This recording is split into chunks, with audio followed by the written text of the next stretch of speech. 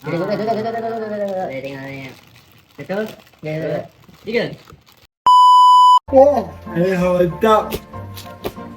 Okay guys, kita tengah tengok movie sekarang. Lepas tu ada orang tak sabar tengok. So sebenarnya kita buat live tapi tutup hati saya lah.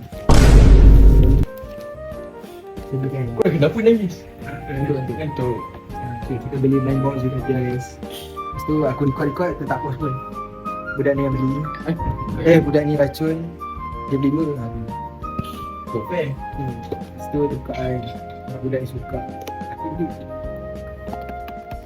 Beli sini. Kau jangan berharap tau, kau jadi geli. Jangan berharap. Redo. Detik waktu terus berjalan. Aduh, tak. Kenapa dia separuh ni? Tak tahu. Aku ni kan buka. Okey lah, aku tak koyak je lah. Tak jadi spy lah. Ni kan copyright apa? Okay, mesti tu ada logo. Kau. Kau tak dekat aku pula kau ni. Ada bulu. Tak. Kau tak tahu lah. Ada berapa pilihan? Okay, kita ada 6 pilihan. Okay, kita letak depan. Sabar tu, sabar jap tu. Tak, aku nak rasa ada winner tak? Semua ada winner. Kau berapa judi yang ni? Dia jatuh tu, dia nak mati. Dia jatuh.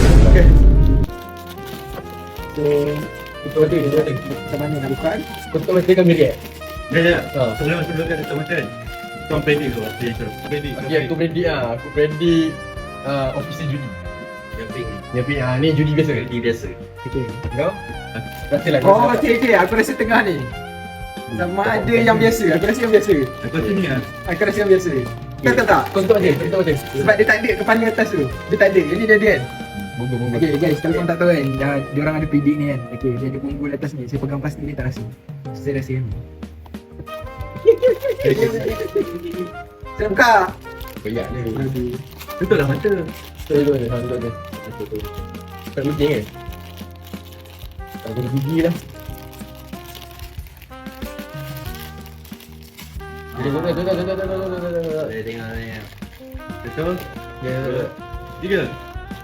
Boleh pukul. Lawa tu. Boleh pukul. Betul kan? Okay guys. Weh, tu. Cantik. Biar lepas ni pakai lah. Tapi dia punya penyangkut Tu. ada yang betul. Oh tu ni. Oh, jatuh.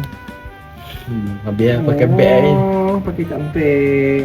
Sangat comel. Tapi bulu dia- cantiknya dia officer ni. Kaki dia boleh pusing guys.